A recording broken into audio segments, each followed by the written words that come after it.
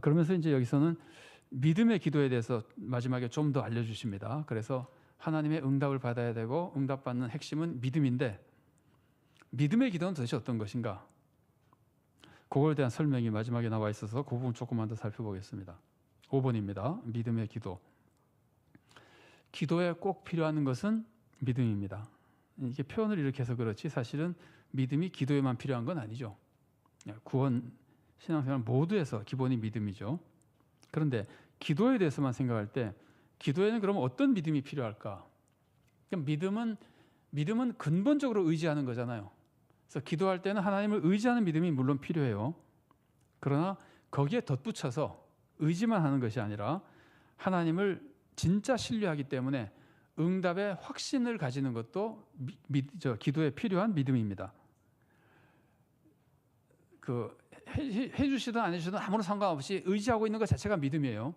그런데 하나님을 신뢰하고 의지하기 때문에 응답이 될 거라는 확신을 가지고 있는 것도 기도에 필요한 믿음의 한 가지 내용입니다.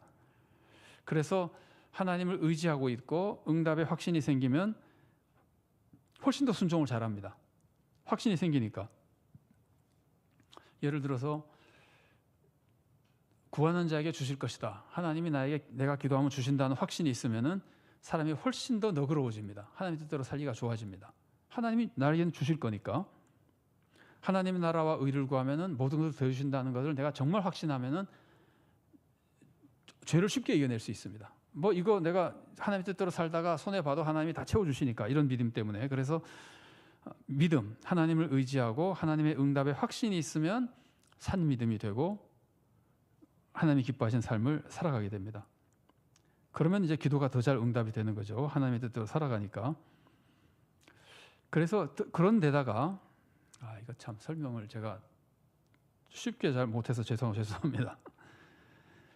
확신이 있으면은 하나님의 뜻대로 살잖아요. 하나님을 정말 믿으면 하나님의 뜻대로 살잖아요.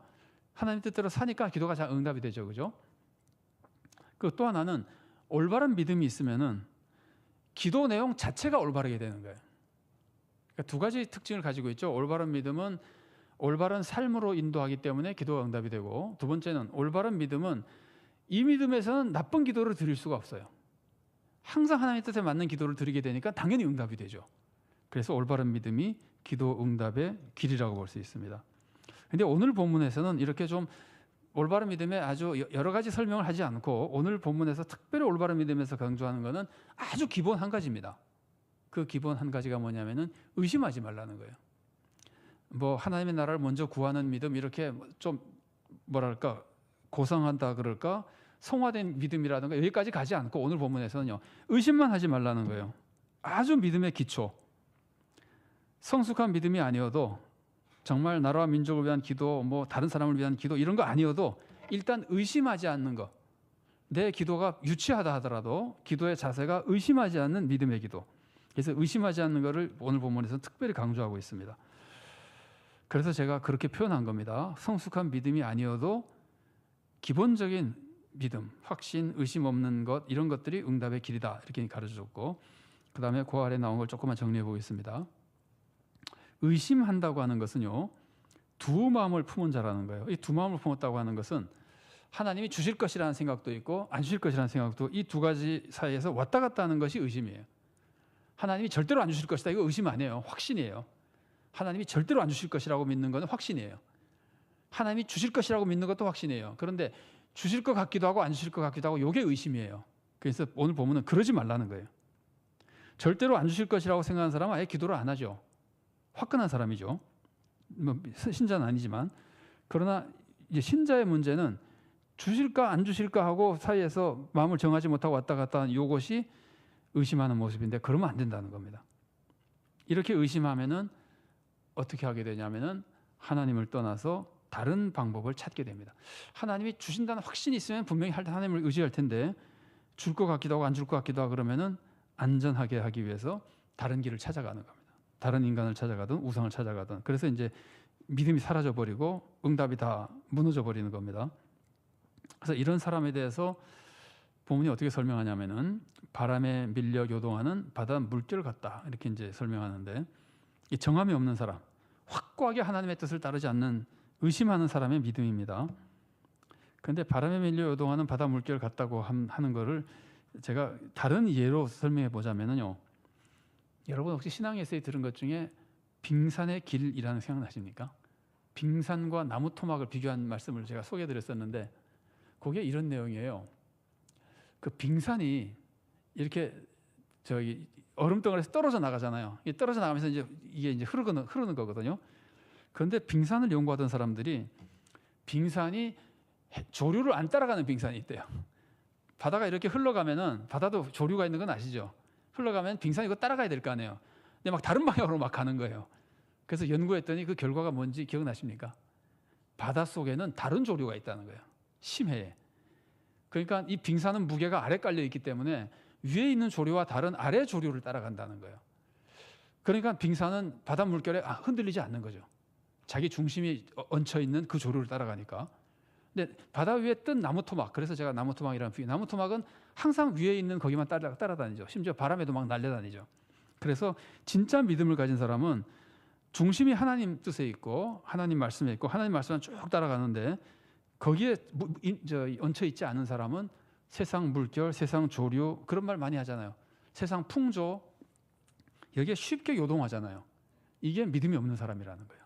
이게 왜 믿음이 없느냐면은 하나님의 말씀을 의심하기 때문이에요. 그러니까 안 따르는 거죠. 그래서 오늘 본문 말씀은 의심하는 사람이 믿음이 없는 사람이고 응답받지 못한다고 가르치는 겁니다. 그러면서 믿음 없는 기도를 하나님을 믿지 않고 하나님을 의지하지 않고 있는 모습인데 이거는 믿음 없는 기도의 한 가지 모습은 하나님을 시험하는 기도입니다. 하나님을 시험하는 기도는 하나님을 그러니까 시험 삼아 해보는 겁니다. 하나님 말씀을 믿지는 않고 되나 한번 볼까 하고 시험 삼아 해보는 겁니다. 그것을 잘 보여주는 성경 말씀이요. 히브리서 11장 29절인데 제가 읽어드리겠습니다. 11장 29절 거기 인용해놨습니다. 믿음으로 그들은 홍해를 육지같이 건넜으나 이스라엘 사람들은 하나님을 딱 믿고 홍해를 육지같이 건넜어요. 그런데 애굽 사람들은 이것을 시험하다가 빠져 죽었으며 요거는 요 문장대로 해석하자면 애굽 사람들은 이스라엘 사람들이 건너가네 우리도 한번 해보자. 이스라엘 사람은 믿고 갔는데 애굽 사람들은 시험 삼아 해봤다는 거예요. 그러니까 믿음으로 한 게 아니에요. 그래서 물론 해당도 안 되지만 그런 축복을 받아 해방이 안 되지만 이제 죽었다 이렇게 표현하는데 그 아래 말씀은 아마 기억나실 겁니다. 많이 교회에서 알려져 있는 예화인데 어떤 성도가 믿음은 산을 옮길 수 있다는 설교를 듣고 집에 가서 산을 옮겨달라고 막 기도했어요. 그래서 기도가 끝나고 딱 산을 보니까 그냥 있어요. 그랬더니 했던 유명한 말씀, 내 그럴 줄 알았지. 이게 시험 삼아 해보는 겁니다. 의심하면서 하는 기도, 믿음 없는 기도입니다. 그러니까 본문은 그러면 안 된다는 겁니다. 그래서 본문의 흐름을 보면은 참된 성도가 되려면은 시련을 이기고 믿음을 지켜야 되는데 그걸 위해서는 시련이 뭔지도 알아야 되고 또 시련을 이기는 지혜도 얻어야 됩니다. 더 많은 지혜를 얻어야 됩니다. 그걸 얻기 위해서는 기도해야 됩니다. 근데 그 기도할 때는 믿음의 기도를 드려야 되고 특히 의심하지 않고 하나님을 신뢰하고 응답을 확신하는 믿음의 기도를 드려야 됩니다. 그러면 시련을 이길 수 있고 하나님의 지혜로 하나님의 뜻을 이루어드리며 하나님의 축복 속에 살아갈 수 있다는 겁니다. 자, 조별토의 짧게 읽어드리겠습니다. 나는 자녀의 지혜를 위해 기도할 때 우리가 다 자녀를 위해서 기도하죠. 그럴 때 주로 어떤 지혜를 머릿속으로 생각하며 기도합니까? 하는 걸 생각해 보시고 하나님이 원하시는 지혜와 한번 비교해 보시면 유익할 것 같고요. 2번입니다. 오늘 지금 내가 겪는 어려움을 이겨내는데 가장 필요한 지혜는 무엇입니까? 지혜가 시련을 이기게 해주는데 지금 내가 겪는 어려움을 이겨내는데 가장 필요한 지혜, 특히 구체적인 지혜는 무엇일까? 한번 생각해 보시면 또 기도하시면 하나님이 지혜를 주셔서 훨씬 쉽게 이겨내도록 도와주실 수 있을 겁니다. 자, 3번입니다.